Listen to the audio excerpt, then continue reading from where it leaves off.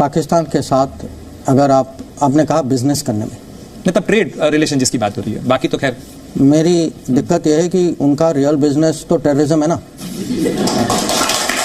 तो जब तक वो बिजनेस तो उनको कम करना चाहिए, अगर दूसरा बिजनेस करना है ये बिजनेस तो कम करें।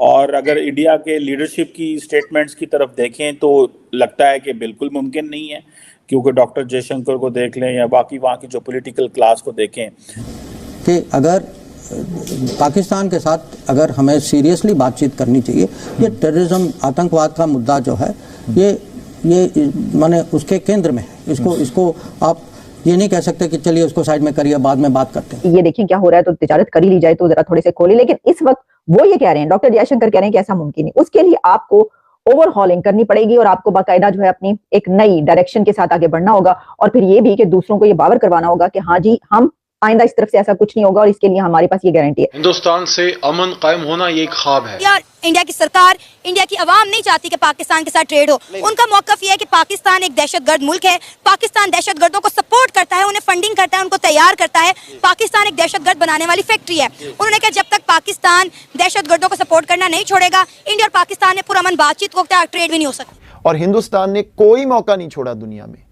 पाकिस्तान को अंडरमाइन करने का। इकॉनमी तकाजा करती है कि इंडिया के साथ तिजारत हो, ताल्लुकात बेहतर हो। ये जो रवैया है इसकी वजह से ये जो नई लॉबी क्रिएट हुई है वो ये कहती है कि भाई साहब हमें माफ करो, हमने कोई तिजारत नहीं करनी, कुछ करना ही नहीं है आप लोगों से, आप अपना काम करते रहें।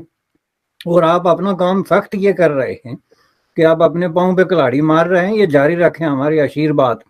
ट्रेड के हवाले से बातें हो चुकी हैं और इस पे काफ़ी कोशिशें भी हुई हैं, लेकिन ये ट्रेड कभी हो नहीं सकी। अभी पाकिस्तान के फॉरेन मिनिस्टर ने ये कहा है कि ये कारोबार दोबारा हम सोच रहे हैं, सीरियसली एग्जामिनिंग। आपको याद होगा कि हम ही ने कारोबार बंद किया इंडिया के साथ करना, और अभी हम दोबारा शुरू करना चाहते हैं। इंडिया चाहता है या नहीं चाहता हमें इस चीज़ के बिल्कुल नहीं पता। और अगर इंडिया के लीडरशिप की स्टेटमेंट्स की तरफ देखें तो लगता है कि बिल्कुल मुमकिन नहीं है, क्योंकि डॉक्टर जयशंकर को देख लें या बाकी वहाँ की जो पॉलिटिकल क्लास को देखें। ये कि अब इंडिया में एक नई सोच इमर्ज हुई है गुज़श्ता कपल ऑफ ईयर्स, और उसने बड़ी तेज़ी से जड़ें पकड़ी हैं वहाँ पे, जिसको अक्रॉस द बॉर्डर इधर हम देख ही नहीं रहे।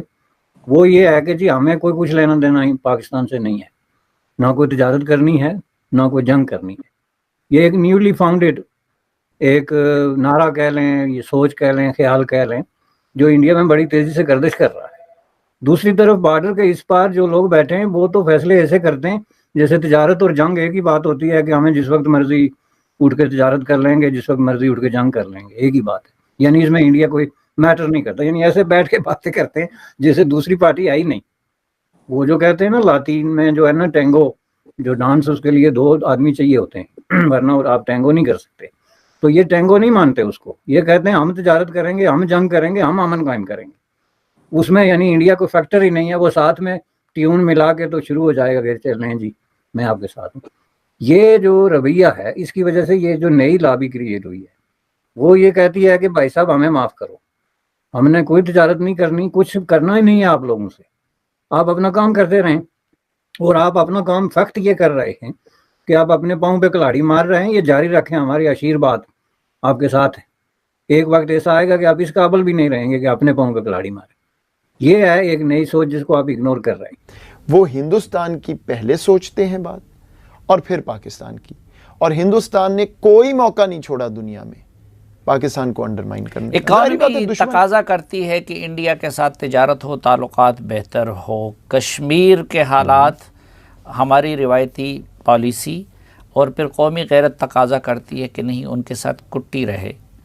नेशनल सिक्योरिटी पॉलिसी क्या कहती है, क्या डायरेक्शन देती है हिंदुस्तान से मुताल्लिक़? ये इंडिया का जहाँ तक मामला है उमूमी तौर पे तो बिल्कुल वाज़ेह है और ये पब्लिक है, इसमें कोई छुपी बात नहीं कि पाकिस्तान आगे चलना चाहता है।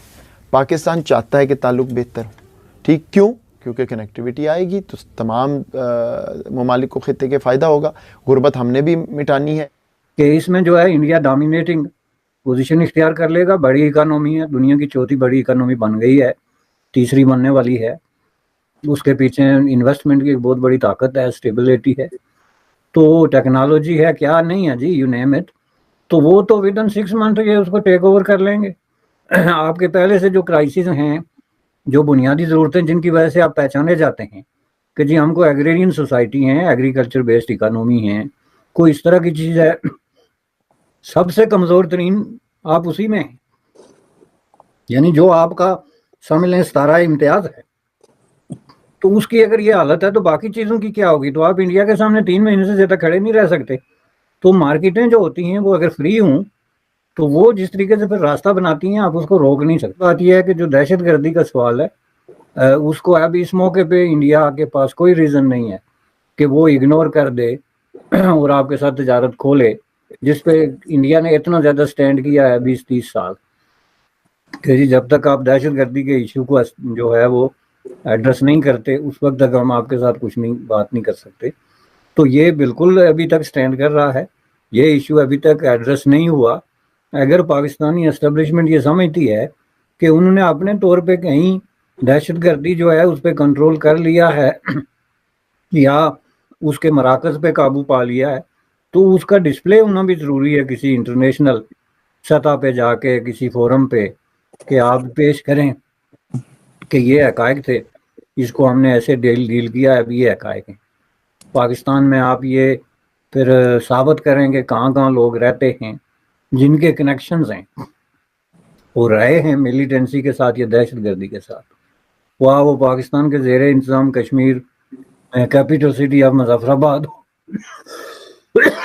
या लाहौर हो, बिल्कुल, या कोई कोयटा हो। तो ये एक इशू है। दूसरा इशू है who is the decision maker, जो बिल्कुल सही बात है आपकी। तो मेरे ख्याल में ये हुकूमत अभी इतनी जल्दी इस पोजीशन में नहीं होगी ये दोनों इश्यूज को भारत की के लिए डील कर सके। बिल्कुल बस साहब ये बात तो सही है कि ये पोजीशन जो है, ये क्वेश्चन जो है पर्टिकुलरली। जय हिंद दोस्तों, स्वागत है आपका इंडिया पाकिस्तान न्यूज़ चैनल में। तो दोस्तों, जैसे कि आपने वीडियो में देखा, आइए जानते हैं वीडियो के बारे में। मॉस्को के कॉन्सर्ट हॉल में हुए आतंकी हमले के बाद विदेश मंत्री एस जयशंकर और रूसी विदेश मंत्री सर्गेई लावरोव के बीच फ़ोन पर बातचीत हुई है। इस दौरान जयशंकर ने भारत की ओर से संवेदना व्यक्त की थी। रूस की राजधानी मॉस्को में शुक्रवार शाम एक कॉन्सर्ट हॉल में धमाकों के बाद ज़बरदस्त गोलीबारी हुई थी, जिसमें करीब 150 से अधिक लोगों ने अपनी जान गंवाई है। आतंकी हमले की घटना के बाद विदेश मंत्री एस जयशंकर ने अपनी रूसी समकक्ष सर्गेई लावरोव से फ़ोन पर बात की और इस दौरान जयशंकर ने मॉस्को पर भयानक आतंकवादी हमले में लोगों की मौत पर संवेदना व्यक्त की है। जयशंकर ने सोशल मीडिया पर एक पोस्ट साझा किया। प्रधानमंत्री नरेंद्र मोदी ने भी इस हमले की निंदा करते हुए इसे जघन्य आतंकवादी हमला करार दिया और पोस्ट करते हुए पीएम मोदी ने कहा, हम मॉस्को में आतंकवादी हमलों की कड़ी प्रतिक्रिया निंदा करते हैं। हमारी संवेदनाएं और प्रार्थनाएं पीड़ितों के परिवारों के साथ है। रूस में गोलीबारी की घटना को आतंकवादी हमला करार दिया है। रूसी विदेश मंत्रालय की प्रवक्ता मारिया जाखरोवा ने घटना की निंदा करते हुए कहा कि यह एक आतंकवादी हमला है। उन्होंने कहा कि अंतर्राष्ट्रीय समुदाय इस घृणित अपराध की निंदा करनी चाहिए। मॉस्को के मेयर ने मृतकों के परिवार के प्रति संवेदना व्यक्त की है। उन्होंने कहा कि हमले के बाद मॉस्को में होने वाले सभी सार्वजनिक कार्यक्रम रद्द कर दिए गए हैं। रूसी एजेंसियों ने मॉस्को के हवाई अड्डे और रेलवे स्टेशनों पर सुरक्षा बढ़ा दी गई। अमेरिकी जो बाइडेन ने मॉस्को पर हुए आतंकी हमले को भयानक बताया। उन्होंने कहा, इस हमले का यूक्रेन युद्ध से संबंध होने का कोई संकेत नहीं है। सुरक्षा बलों की वर्दी में कम से कम 3 बंदूकधारी कॉन्सर्ट हॉल में घुस गए और अंदर मौजूद लोगों पर गोलीबारी शुरू कर दी, जिससे 150 से अधिक लोगों की मौत हो गई, जो कई लोग घायल हो गए। रूसी समाचार एजेंसी ने बताया, हमले के बाद इमारत में विस्फोट और आग लग गई। मॉस्को में अमेरिकी दूतावास ने कुछ दिनों पहले एक एडवाइजरी जारी की थी, जिसमें अमेरिकी नागरिकों से मॉस्को में सामूहिक समारोह से बचने के लिए कहा गया था। इसके बाद रूस ने यह हमला हुआ। अमेरिकी दूतावास ने एक बयान में कहा था कि दूतावास उन रिपोर्ट्स की जांच कर रहा है जिसमें चरमपंथियों के पास मॉस्को में संगीत समारोह सहित बड़ी सभाओं को निशाना बनाने की योजना है। अमेरिकी नागरिकों को 48 घंटों में बड़ी सभाओं से बचने की सलाह दी जाती है। अमेरिका के व्हाइट हाउस के प्रवक्ता ने कहा, इन बम धमाकों के पीछे आतंकी संगठन इस्लामिक स्टेट खुरासान का हाथ होने के बाद सामने आई है। तो दोस्तों, अगर आपको ऐसी ही वीडियो देखना पसंद है तो हमारे चैनल को सब्सक्राइब करें तथा वीडियो को लाइक करना ना भूलें। धन्यवाद। जय हिंद, जय भारत।